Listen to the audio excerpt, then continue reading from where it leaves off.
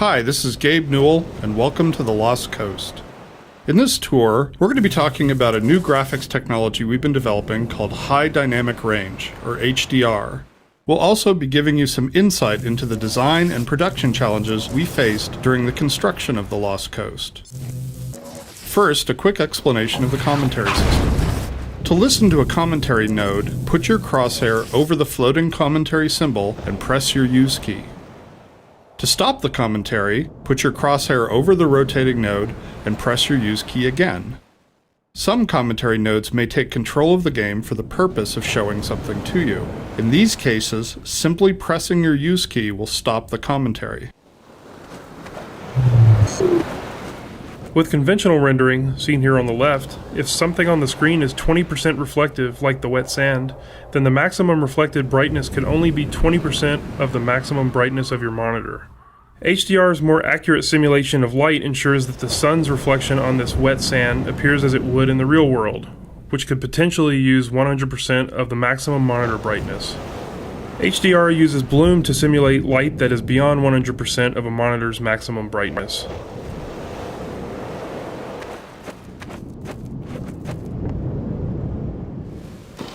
The process of building characters in Half-Life 2 taught us many things. By the end, we believed we'd figured out a more effective process for designing and constructing characters.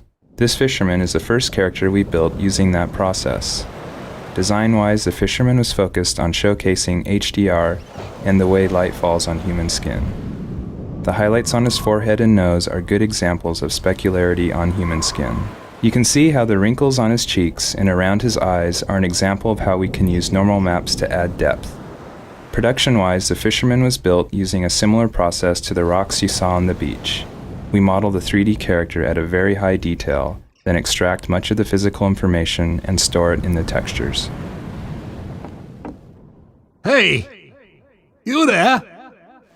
Wait a minute now, aren't you? You are. You're that scientist chap, Friedman, Fishman, am I right? You must be here to take on the Combine. Not sure what one man can do, but no other reason to visit St. Olga at a time like this. I'll take you to where they made their base, or as far as I can, at any rate.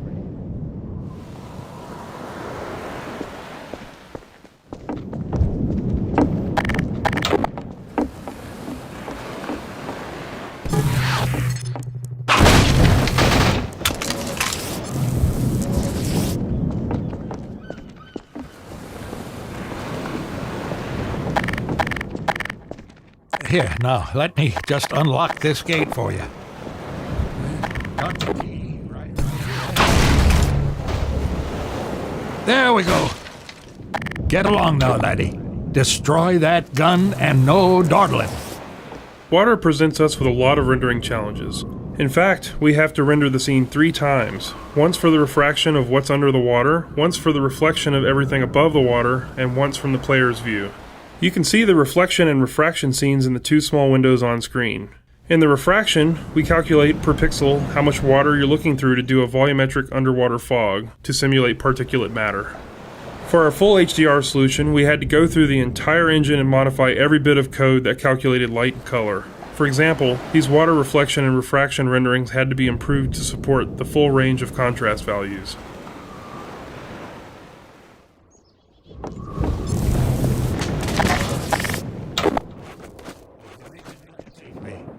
I'll be here.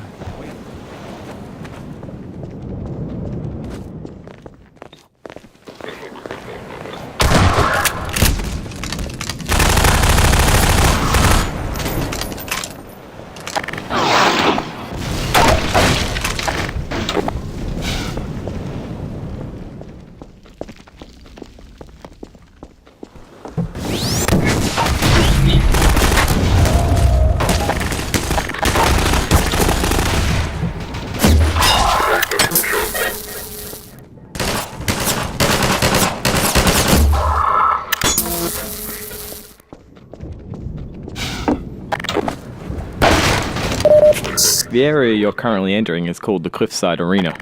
We were particularly happy with the vertical cliffside in Half-Life 1, and regretted that we didn't iterate further on that concept in Half-Life 2.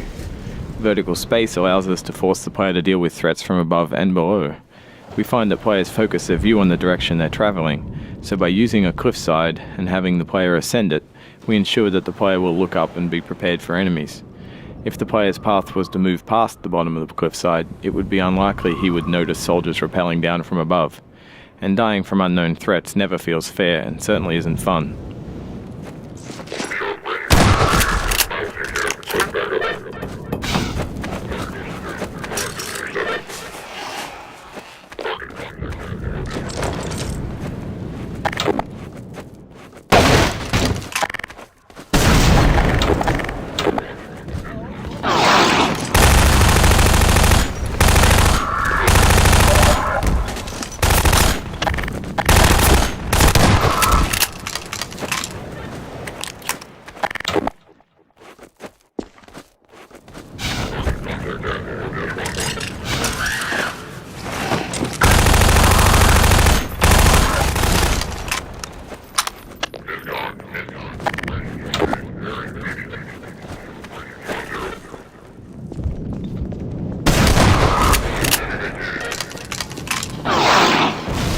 One of the features of our HDR solution is dynamic tone mapping. The easiest way to think about dynamic tone mapping is that it's a method of simulating the way the human eye reacts to light. In the real world, you've probably walked into a dark room and noticed your eye adjusting to the darkness, letting you see better after some time. Or you've walked out into a bright day and been blinded by the sun, only to have your eye adjust and allow you to see normally. Your iris is adjusting itself in response to the amount of light hitting your eye. Dynamic tone mapping simulates this by automatically adjusting the exposure of the scene to mimic the behavior of your iris. You can see this as the view moves from the dark tunnel to the bright sun and back again. Here, you can see the way we calculate the amount of light hitting the player's eyes. We take a snapshot of the scene, measure the brightness levels, and then use that to adjust exposure. We consider light at the center of the screen more important than at the edges to better simulate the geometry of the eye.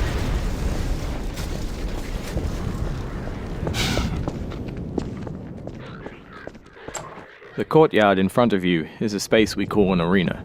Arenas are built to hold the player for a period of time and usually contain combat or some other challenge. They often have multiple entry points for enemies, along with a gate of some kind to prevent the player moving on until the challenge has been completed. In this case, the arena is free of enemies until the player solves a puzzle and triggers an alarm. This is a method that allows the player to explore the arena and get a sense of its space before being forced to fight in it. It adds a sense of uneasiness to the player who's expecting to be attacked now that they've reached the goal set for them at the start of the map. The break in the action here is also a crucial part of the level's pacing. It allows the player to recover and explore the world a little after being attacked on the way up the cliffside.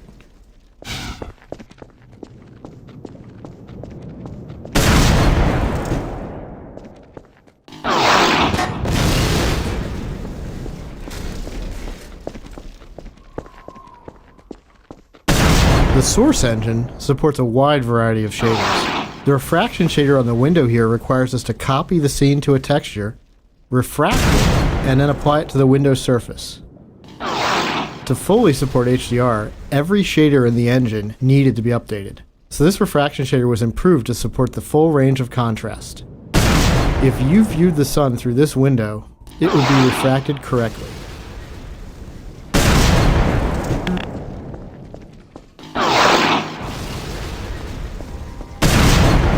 We wanted to transition from a bright, wide-open space into a tighter, closed one to showcase HDR's dynamic tone mapping.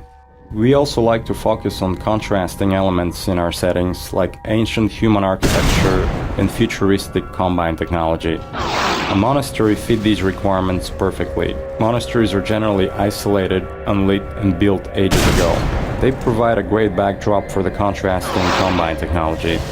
When we build fictional settings, we try to ground them by basing them off a real-world location. We use this location as a design constraint that forces a logical consistency behind the art choices.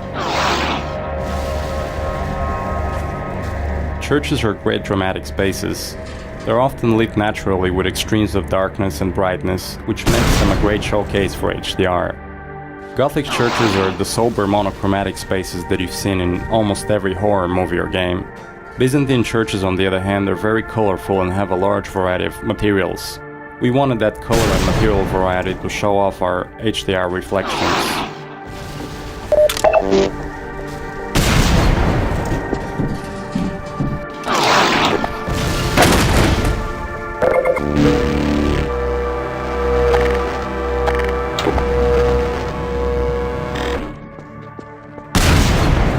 Our games are filled with things we call gates, which are essentially just challenges that the player must overcome to drive the experience forward.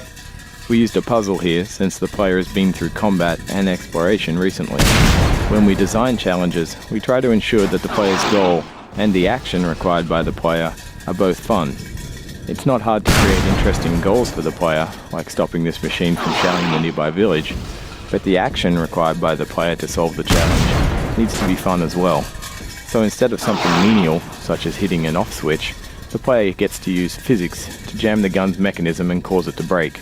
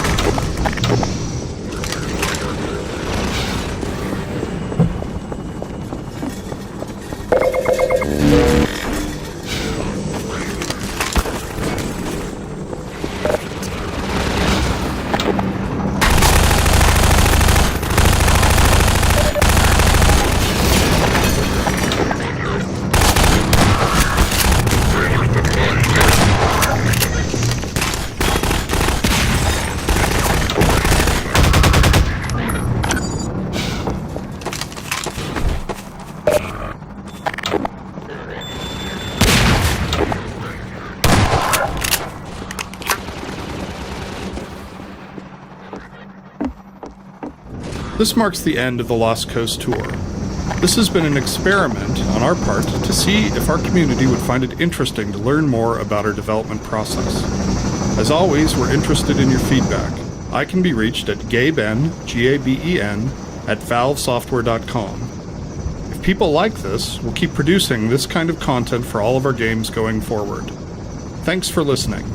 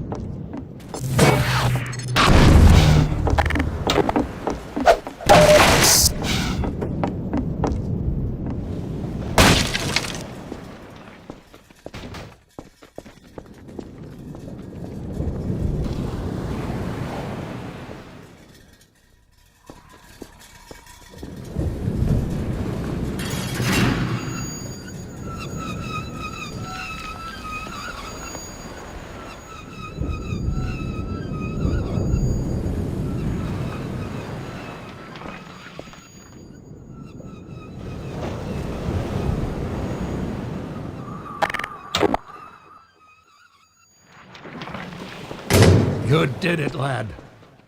Come on with me to St. Olga. We'll celebrate this victory with a feast. I hope you like leeches. Hey, where you going? You okay? Well, I guess you got it.